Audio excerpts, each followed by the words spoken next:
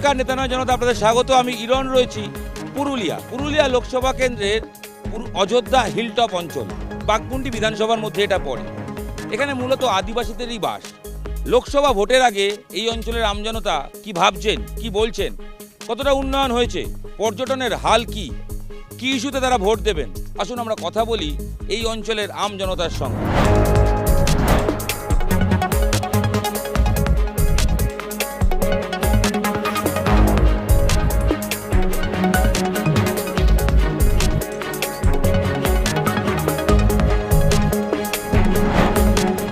দাদা কেমন আছেন?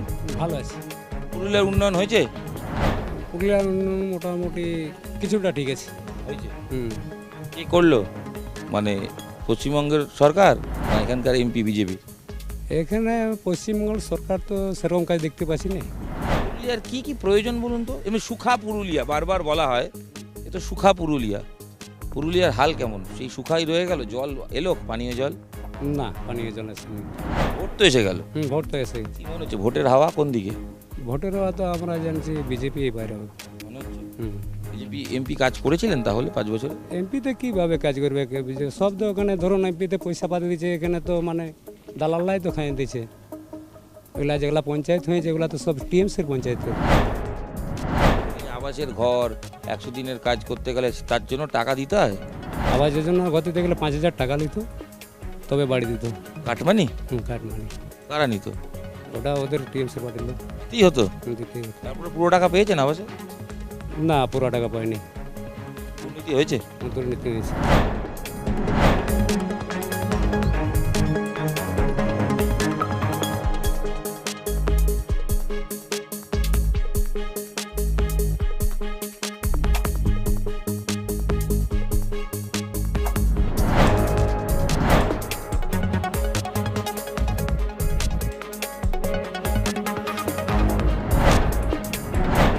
পুরুলিয়ার ইতিহাস নেড়ে চেড়ে দেখছিলাম। অযোধ্যা হিলটপে একটা লাইব্রেরি, সরকারি লাইব্রেরি, সেখানেই ঢুকে পড়েছি।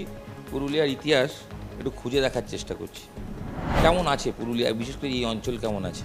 পুরুলিয়া শুধু পশ্চিমবঙ্গের মানচিত্র নয়, পর্যটন ক্ষেত্রে পুরুলিয়া কিন্তু সারা ভারতবর্ষ ছড়িয়ে বিদেশের পর্যটন মানচিত্র তার একটা জায়গা করে নিয়েছে।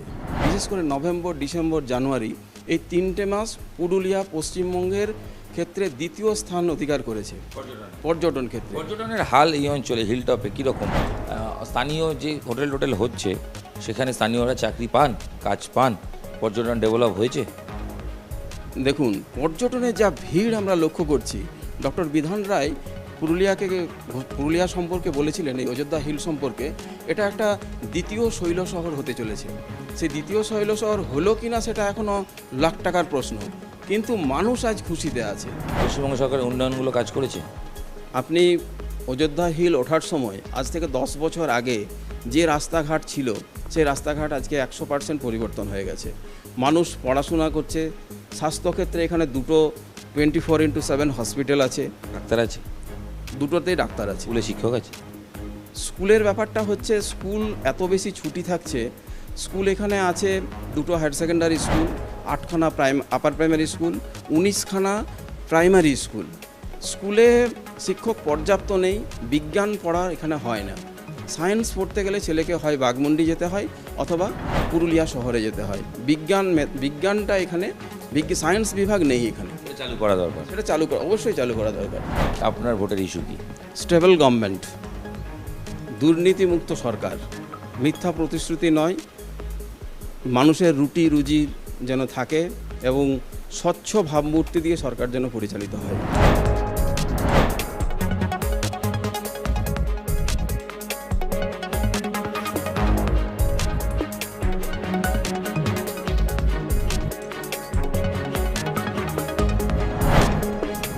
পুরুলিয়ায় এসে মনোরম পরিবেশ পেয়েছি। বাইরে বৃষ্টি হচ্ছে, খাটিয়ায় বসেছি, নেতা নয় জনতা চলছে। দাদা, পুরুলিয়া অযোধ্যার ওপরে অযোধ্যা হিলটপ, সেখানে এমনি একটু গরম কম, তার মধ্যে বৃষ্টি, সব মিলিয়ে মনোরম পরিবেশ, তাই তো? এখান থেকে তো আমি পাহাড়ের নিচে গ্রীষ্মকালে তো যাই না, এমনি তো পুরুলিয়াতে রাত থাকি না, পাহাড়ের নিচে থাকেই না।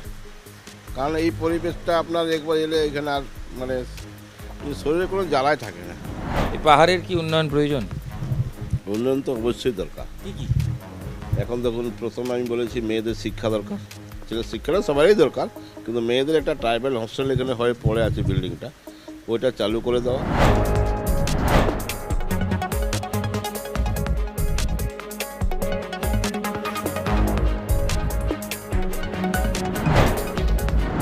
দিদি উন্নয়ন, মোদির গ্যারান্টি কিরম দেখছেন এই অঞ্চলে?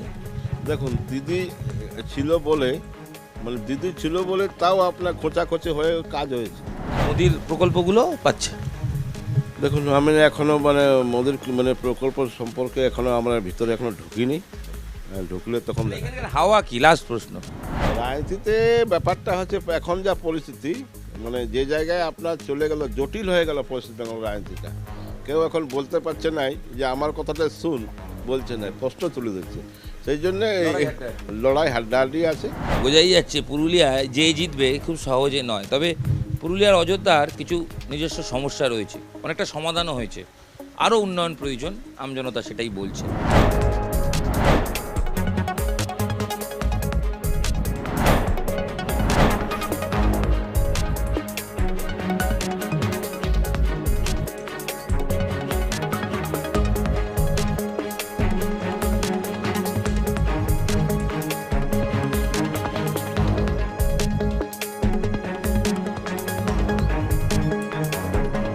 ভোট এসে গেল তো, পুরুলিয়ার হাওয়া কেমন?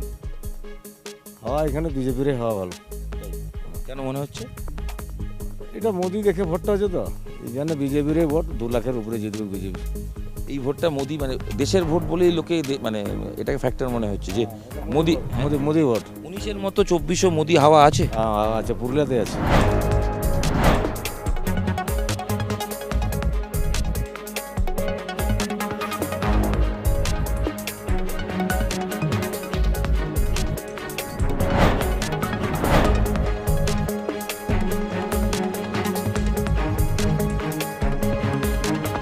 চড়িদা গ্রাম তো এখন ভারত বিখ্যাত, পৃথিবী বিখ্যাত।